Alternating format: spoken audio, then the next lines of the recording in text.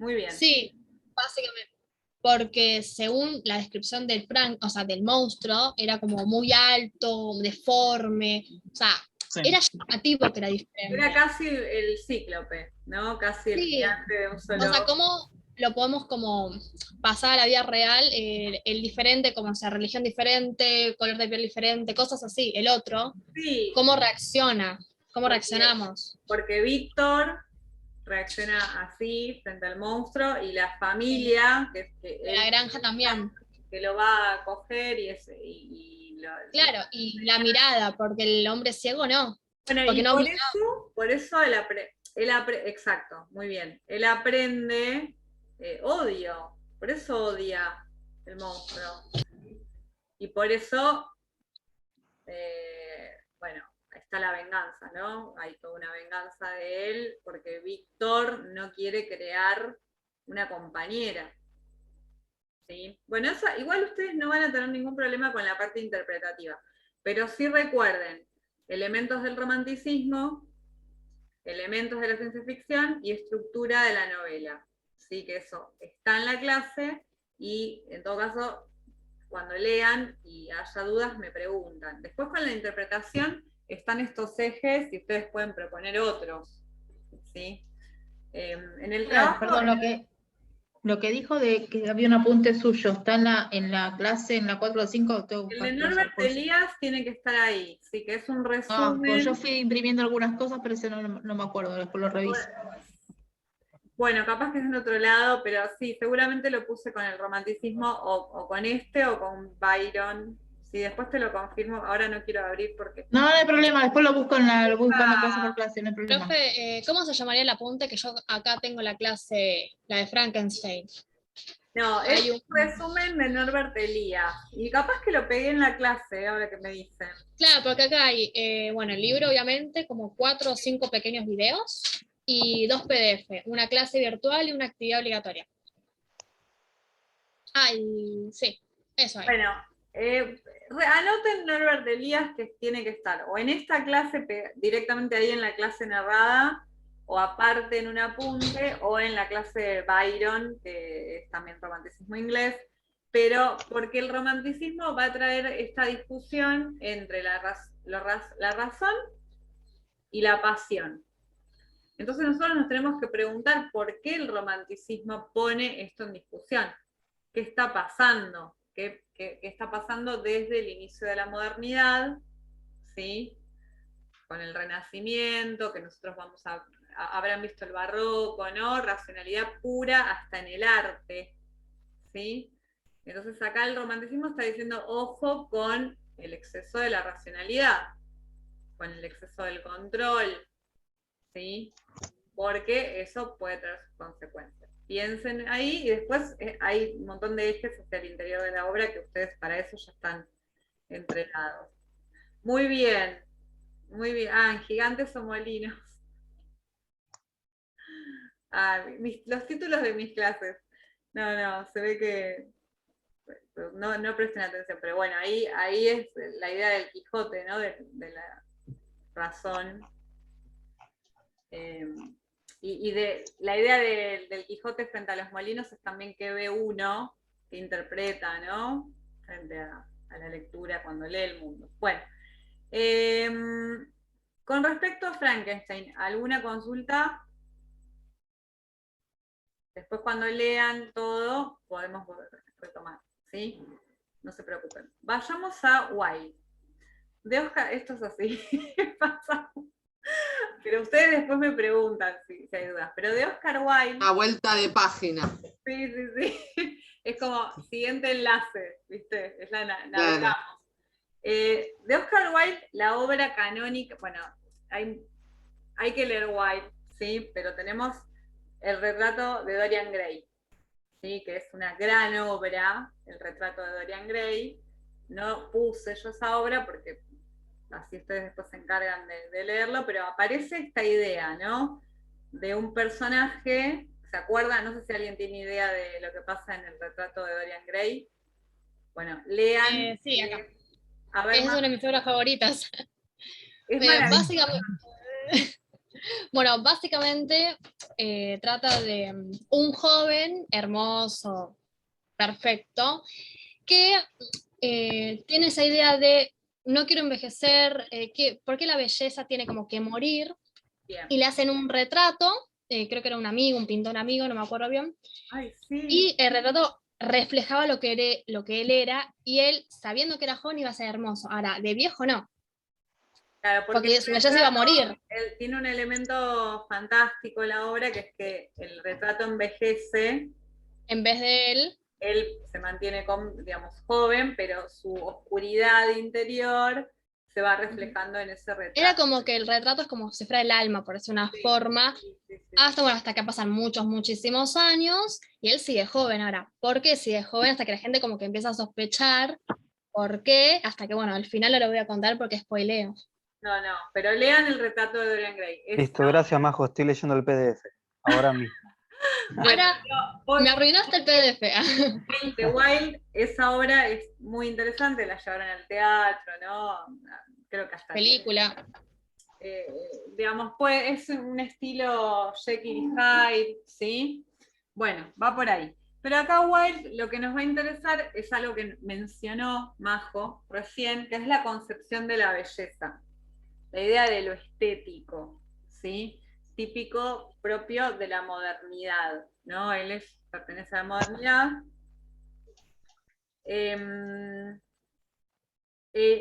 Digamos, la vida de Wilde, léanla, ¿no? Es muy controversial, porque él, por ejemplo, se vestía, esto está en la clase, ¿sí? Se vestía de un modo, caminaba de un modo, se movía de un modo porque era un esteta, ¿no? Su cuerpo en sí y su forma de ser representaba la concepción de lo estético, ¿no? Entonces, ¿qué es lo interesante de eso? Que propone la idea de una construcción, de que siempre hay una construcción, ¿no? En la apariencia de él, ¿no? Entonces, digamos, lo estético, lo bello, es una construcción y tiene un punto de vista. Que esto después va a aparecer en las vanguardias, ¿no? Varias cosas que dijimos del romanticismo y de los modernos, después van a ser retomadas en las vanguardias, es decir, ¿qué es lo estético? ¿Qué es lo bello? ¿Qué es el arte? ¿No? Ya se lo están preguntando. Wilde es uno, ¿sí? Entonces él se pregunta sobre la belleza, sobre la estética y lo lleva a la praxis en su persona misma, ¿sí? En su cuerpo mismo. Eso va a estar por un lado en la clase. Y por otro lado, en la importancia de ser Ernesto o de llamar Ernesto, porque eso depende de la traducción, vamos a tener un discurso dramático. Ustedes van a ver que va a haber poesía, narrativa y teatro en la materia, ¿no? Hay un recorrido, además de cronológico y por los movimientos estéticos, también por los géneros. Entonces acá, no sé si alguien tiene alguna idea, me parece que Majo, vos tenías alguna idea, de qué es lo central en la importancia, fíjense el nombre, ¿no? La importancia de llamarse Ernesto. La importancia de llamarse de algún modo, de ser esa persona, aunque no sea esa persona. Es un poco lo que pasa en la vida de Wilde.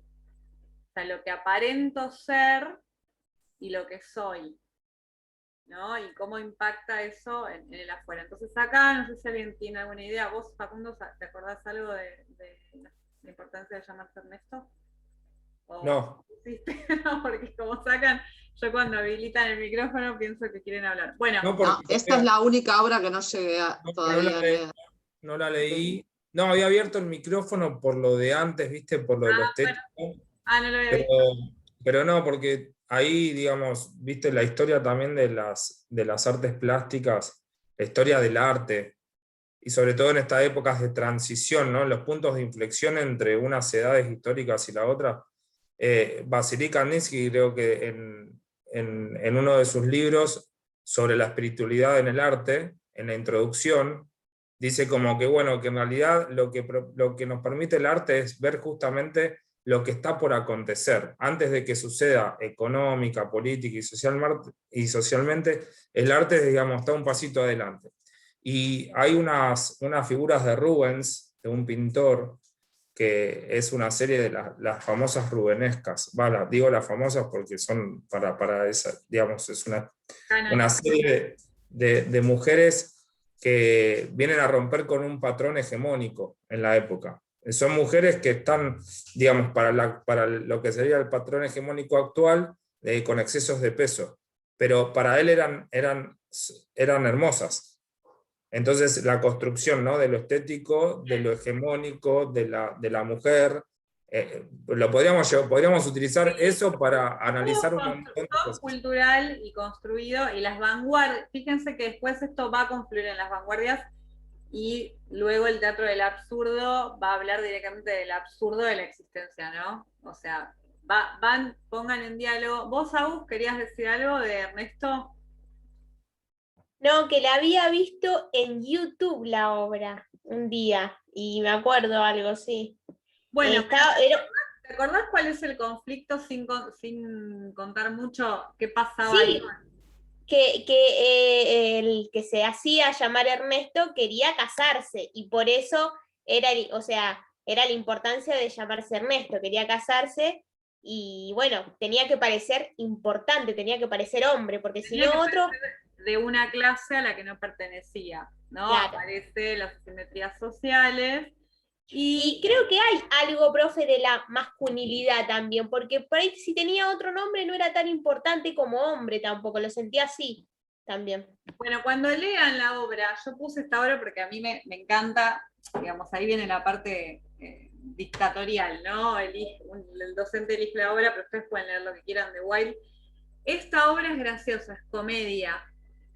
Y como la comedia, el guiño, ¿no?, con Plauto, Terencio y los griegos en general, hay una crítica, hay algo ahí de discurso dramático, seguramente habré puesto en la clase, crítica al comportamiento humano, pero con un final, digamos, la risa para criticar, ¿no? Esto que pasa con los memes, que hay una crítica y nos reímos, pero en realidad hay una crítica dura, ¿sí? Entonces acá... El grotesco también. El grotesco también hay una crítica y te reís. Exactamente. Ahí, ¿no?, le aparece lo monstruoso también. Bueno, siempre el chiste, que ya sabemos, va a tener ese costado de la crítica al comportamiento. La tragedia también, pero en la comedia hay una esperanza de revertir. En la tragedia es el fin, ¿sí? Profe. Profe, Sí. dale, Nico. Sí, no, quería hacer un comentario que mientras estaban hablando estaba buscando el PDF y encontré uno que se llama La importancia de ser formal, como traducción de la importancia de llamarse Ernesto. Puede ser, porque la palabra Ernst tiene como distintos valores semánticos, y Wilde juega con eso. ¿Sí? Ahí, Claro. dale, Dice... Nico, quiero escuchar Sí, la voz. Hace una banda que no me escucha. Bueno, pero vos qué pensaste, porque fíjense ya con el título que la traducción cambia, no ser, llamarse. O sea, hay un juego que cuando uno traduce se va a perder. Por eso también está bueno algunas veces tener una edición bilingüe para ver esas cosas. Pero vos qué pensás, Nicolás, así rápidamente con esto de las distintas traducciones del título nada más? Bueno, estaba leyendo una nota del traductor que decía que el juego de palabras sucedía en la obra, en el que los protagonistas tienen que ser formales para poder moverse dentro de la sociedad, digamos, de la obra. Gran tema. Las apariencias, o sea, nosotros lo vivimos siempre. Tiene que demostrar una apariencia. Claro. O sea, por eso es importante ser formal. ¿No? ¿Cómo? Digamos, ¿cómo es ser profe? Hay como un patrón de comportamiento. Que se espera de una o de uno. Claro. ¿No? La importancia de ser, que esto, bueno, todos somos, no es que tenemos que parecer otra cosa, pero Wilde lo está poniendo en cuestión. Desde lo cómico, porque lo que va a pasar es esto, ¿no? Hay un problema con las identidades. También es otro tema, sí, porque él no sabe de dónde viene, su origen, ¿no? El tema de la identidad, de los desaparecidos, lo problemático que es no saber de dónde venimos, Después se resuelve porque es comedia. ¿Sí? Uno cuando sabe que la obra Entonces, es ¿qué comedia, es? Es un poco, entonces, como del ser y del parecer, ¿no? es que Y, es y de una los esfuerzos pregunta. que se hace para poder pertenecer, entonces, tiene que ver, ¿no? Exactamente, Ah, exactamente, porque nosotros somos, somos alguien. Después en distintos contextos o en relaciones con las otras clases o los otros grupos, que es lo que pasa acá, ¿no? En ese, cuando él llega a Me ese lugar. recuerda al concepto de hábitus de Bourdieu, ¿Por qué? A ver. porque es, si mal no recuerdo, hace bastante que no leo Bourdieu, pero Bueno, bueno, pero la idea general. que, bueno, según Google, más fácil, No, Google, no, que yo estoy, que quiero ir a quemar todo lo que está ahí en California, del edificio Google, todo, Facebook, todo. No digan Facebook, que ¿por agarran atrás un qué? cuchillo o algo, ¿eh? No digan ¿Por Facebook, por qué? favor. Bueno, momento, dice, el hábitus hace que personas de un entorno social homogéneo tiendan a compartir estilos de vida parecidos porque sus recursos, estrategias y forma de evaluar el mundo son parecidas. Es la O sea que, o sea, no, es la reproducción de los mismos sentidos. Bourdieu es muy, por eso hay que leerlo, perdón que te interrumpa, pero él dice no, que está bien. los estudiantes, los docentes, que en general pertenecemos al grupo del medio, no recuerdo si menciona clase media, enseñamos para los estudiantes que pertenecen al mismo grupo. ¿Sí? Es un poco la idea de lo que está diciendo, y es la idea de la obra. El problema de quién es uno y la importancia de parecer ese uno a través de la risa, del discurso del discurso dramático con la comedia, es decir, que uno ya sabe que va a terminar bien. Por eso es importante el saber comedia, tragedia, porque el final va a ser feliz, ¿sí? Y es gracioso, pero cómo además la gente, y acá viene la palabra, porque él envuelve a todos con la palabra. O sea, va generando un tejido de construcción de la identidad mediante el relato. Encima, profe, empieza a mentir con una sola cosa y miente todo el tiempo. Después ya no puede, no sé cómo hace para superar todo lo. Pero porque Agus, ¿qué es la verdad y qué es la mentira? O sea, ¿no? Ulises en la Odisea hace lo mismo. Es astuto porque es hábil con la palabra. Son relatos, se construyen relatos. Bien. Se construyen relatos, y si el lenguaje nos permite jugar con esos relatos, podemos construir, deconstruir, Lo que armar, sea. desarmar. Entonces, por Podemos poner. eso, este eje, el de la porque él construye esa identidad con la palabra, igual que Odiseo, ¿sí? Igual que esto lo podemos rastrear. Entonces, este es el tema para trabajar con los estudiantes, el relato, Profe, la construcción de relatos, sí. o también la presión social, de llamarse Ernesto, o de, no sé, nacer hombre, o ahora pienso, cuando estás estudiando, la presión social de, no sé, ser profesora, bueno, tengo que vestirme de tal forma, actuar de tal forma, hacer... O es como cuando decís, ¿vos qué te imaginas siendo un profesor o ser un médico? Y a veces pasa que yo escucho relatos que los alumnos a veces sorprenden si un profesor, no sé, va a un bar a tomar una birra y es como, chicos, no soy solamente profesor, puedo divertirme, ¿no? Claro. Es como, ¿qué creen? ¿Que estoy todo el tiempo con un apunte? No. Bueno, Es más o como que menos. se sorprenden. Es como que se sorprenden y no saben que somos personas. Pero esto es para trabajar en la obra, y también aparece un poco en Frankenstein, ¿no? La construcción del otro, la otredad. Muy bien, impecable lo que están diciendo, porque siempre es, yo hago un relato de mí mismo, genero un relato para los otros, ¿sí? Hay muchos relatos de uno mismo, ¿no? Entonces, la idea del relato, que es la idea de la construcción, que viene de la teoría literaria, del estructuralismo, es súper interesante, porque tenemos el relato judío-cristiano, el relato burgués, no sé, bueno, pero hay un relato que puja con el otro, ¿no? O disputan la hegemonía, pero hay uno de esos que vence, que interpela a más personas, ¿no? Que es el de la burguesía, ¿no? Lamentablemente, pero digo, la palabra es un relato, construye relatos y pone en discusión la idea de la verdad. Porque yo vengo y digo algo acá y ustedes me creen, porque la palabra es tan poderosa que todos creemos lo que nos dicen. Porque el ejercicio es ese, es pensar qué están diciendo, o sea, pensar sobre la palabra. Esta es la clave para mí, uno de los sentidos de toda nuestra carrera, ¿sí?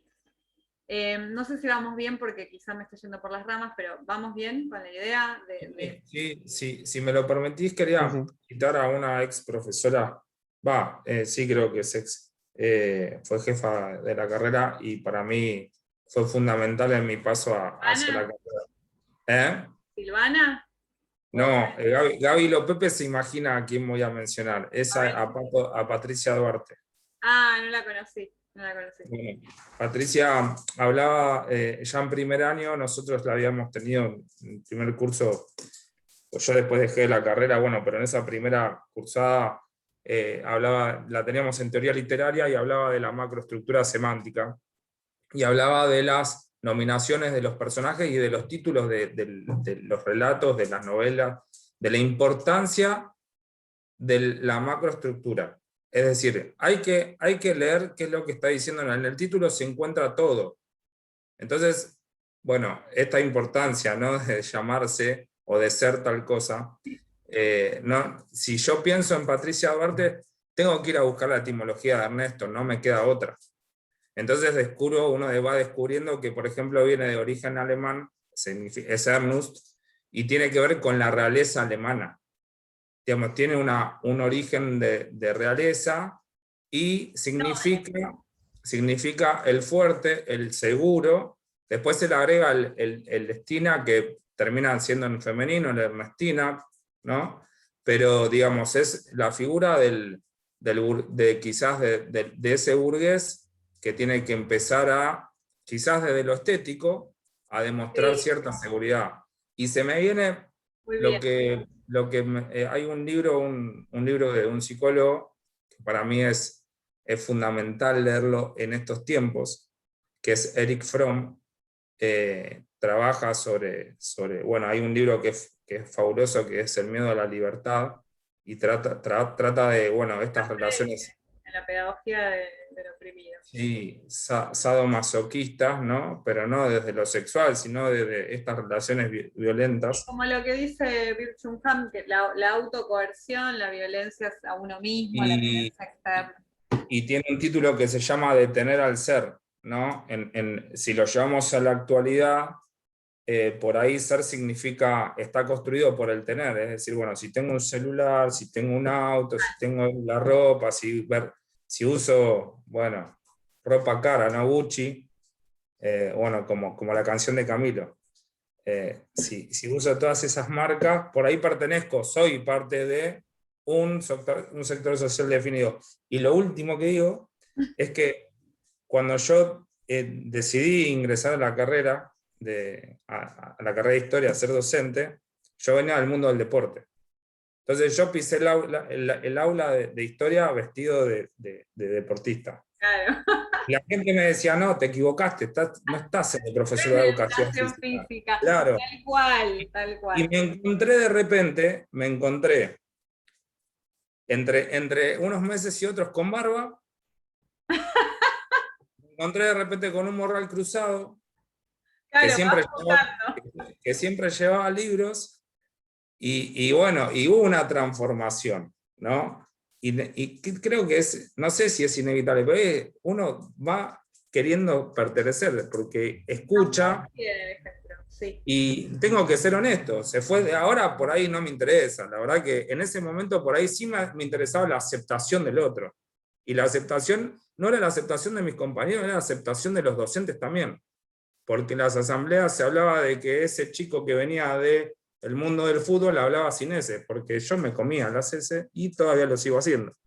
Pero bueno, se trata de esto, de pertenecer, y eso es un relato, es una construcción que se hace a través del lenguaje. Exactamente, todo, digamos, y esta obra nos puede interpelar a pensar, ¿no? La construcción de la apariencia, y el mismo Wilde, ¿no?, en su propia biografía, construye un Oscar Wilde para que todos vean, porque él está diciendo, ojo con la categoría de relato.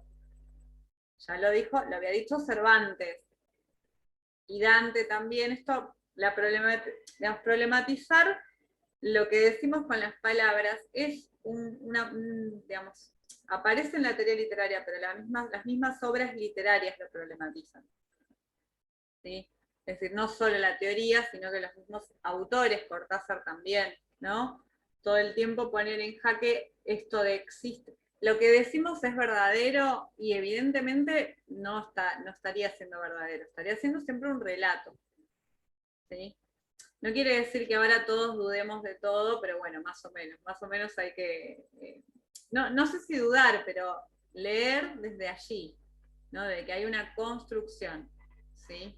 Y que además todos aportamos a que esa construcción persista y perviva, porque cuando alguien propone cambiar eso, tampoco nos gusta mucho, ¿sí? Hay una reproducción de, bueno, para ser profesor hay que hacer esto, para ser, no sé, deportista esto, ¿no? Y en realidad la subjetividad es más compleja, ¿sí?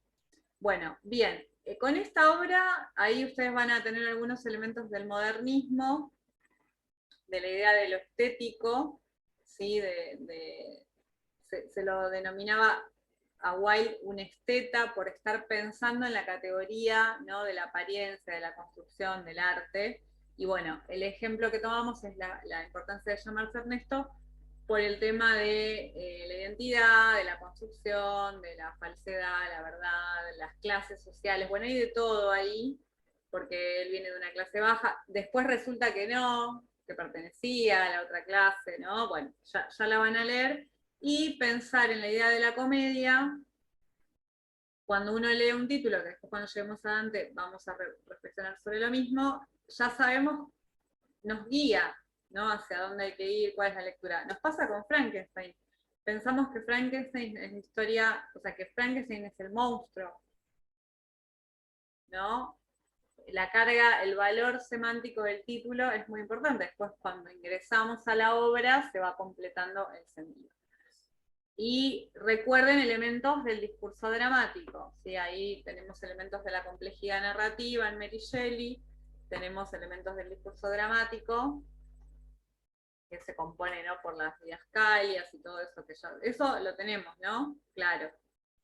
Elementos del discurso dramático, o mencionamos algo. Sí, porque lo hemos visto Varias veces. con Cinícolo, ¿no? Cuando veíamos teatro, historia del teatro argentino. Ahí aprendimos. Bien, bien, nos ahorramos eso. Pero aparece, ¿no? La narrativa y el teatro con Wilde. Podemos pasar entonces a la siguiente obra de teatro y última del día, que es El absurdo. Y acá también pusimos Esperando a Godot. ¿Vamos bien? ¿Pasamos a Esperando a Godot?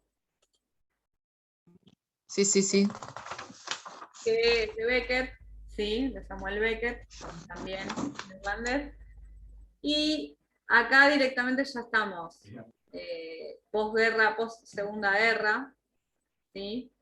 Nos saltamos un poco en el tiempo, pero va a aparecer esta, no sé si alguien ha leído, ¿alguien más o me dijiste que habías leído? Yo y había visto la obra. ¿Viste la obra? Yo la leí por la mitad. Y la leí. ¿Se acuerda, profe, que había dicho lo de las caras que eran como para mí, ¿cómo se llama? El infierno, no, el limbo, cosas así, lo austero de todo, que también refleja lo que sea la obra. Porque la obra no hay. Ahí están los dos personajes, bueno, sí, el que viene, el esclavo, el arbolito y no me acuerdo qué otra cosa. No había mucho más. Bueno, me causa gracia. Acá tienen, pero sí, Esperando a Godot, está bien, ya vamos a profundizar. De Beckett, arranca con el título, Esperando a Godot, la espera, ¿no? Hay toda una discusión en torno a qué es Godot, quién es, si es Dios, si no es Dios. Bueno, Beckett, ahí tienen un videito de Beckett, está la obra y algunos otros comentarios. Él niega que sea la espera, como que no importa si es Dios o quién es. Lo que importa es que siempre estamos esperando algo, ¿no? El absurdo de una espera eterna, ¿sí? De vaya a saber qué cosa. Entonces aparece el elemento cómico, pero no es tan cómico, sino que también aparece lo trágico en la obra. Y la idea de el absurdo de la existencia humana, ¿sí? Va a dialogar con el existencialismo, va a dialogar, pero no es existencialismo, porque lo que va a decir Martin Esslin, ese apunte lo leen porque siempre pregunto, si es un resumen de un libro que está muy bueno, pero acá tenemos un apunte del Liuna, ¿sí? De Martin Esslin, o sea, el Liuna hizo la Universidad de las Artes hizo este pequeño apunte, bueno, yo lo encontré y lo compartí.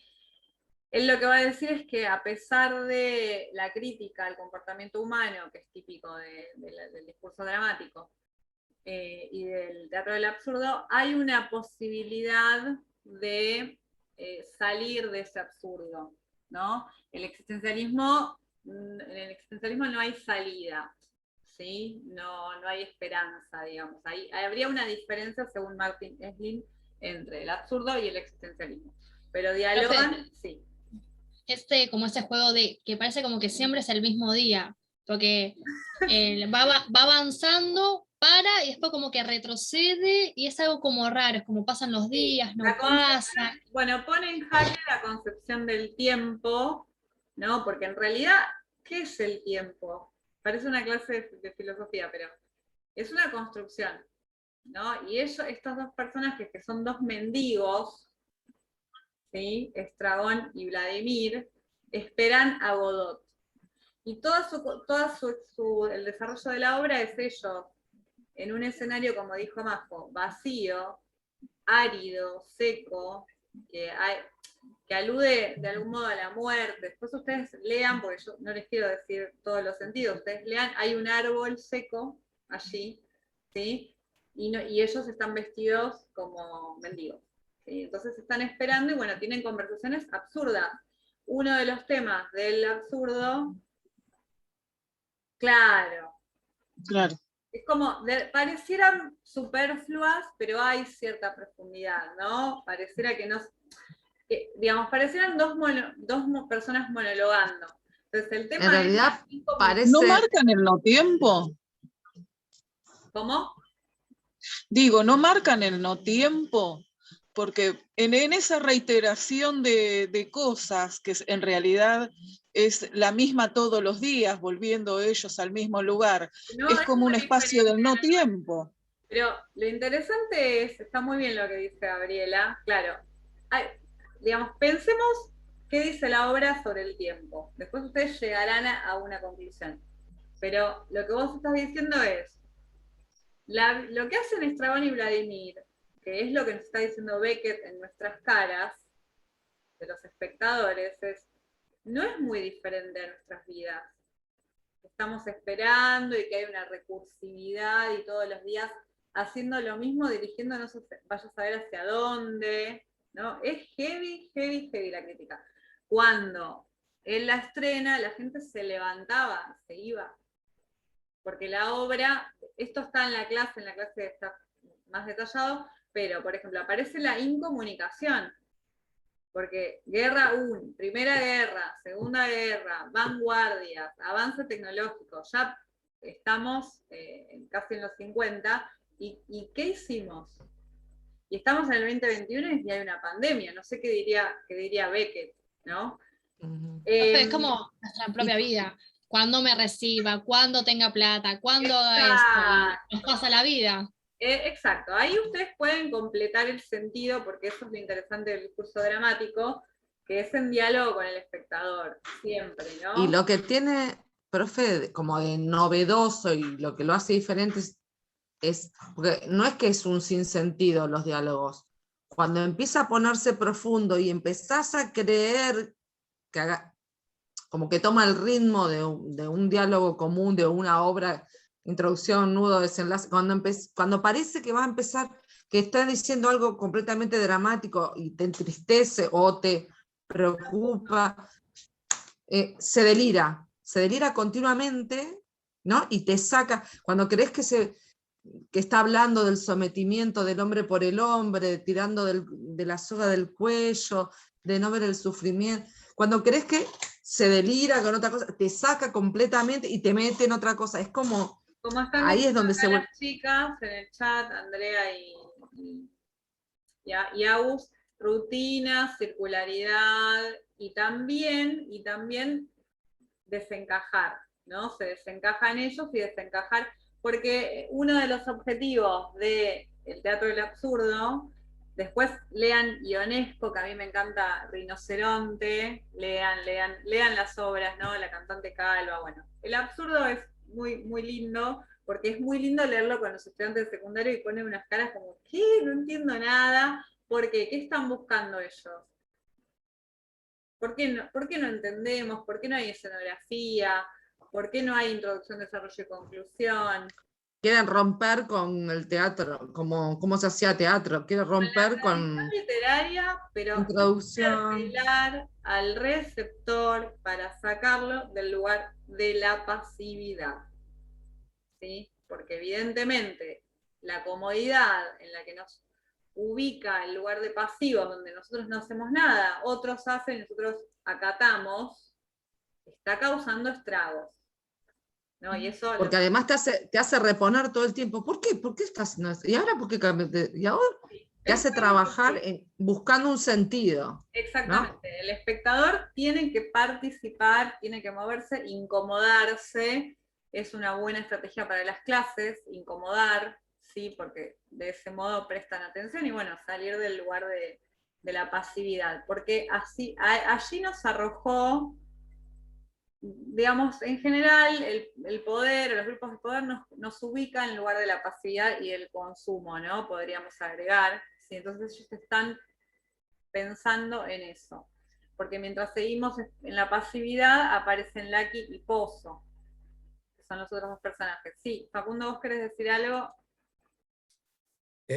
No, esto de que el lenguaje, sí, quería agregar de que el lenguaje que siempre tiene una intencionalidad, ¿no? No es algo que...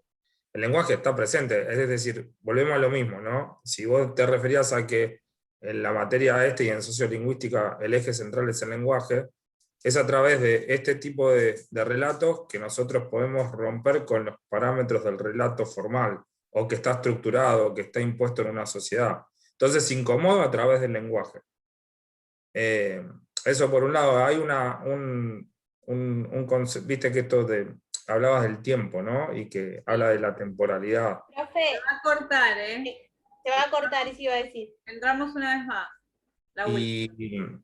Y que para... Ah, te iba a decir, por ahí llego. No, ¿cómo vemos nosotros el futuro? El futuro está adelante. Para los pueblos originarios el futuro está detrás. ¿Cómo sería para ellos? Porque nosotros no sabemos qué va a pasar en el futuro, entonces no lo podemos ver. Lo que está por detrás es lo que no podemos ver. De hecho, los que adivinan el futuro nunca saben el futuro, siempre te dicen el pasado. Es muy gracioso. Bueno, cortamos y volvemos a entrar y cerramos. Sí, así terminamos con la idea. Está bueno esto, sí, la concepción del tiempo.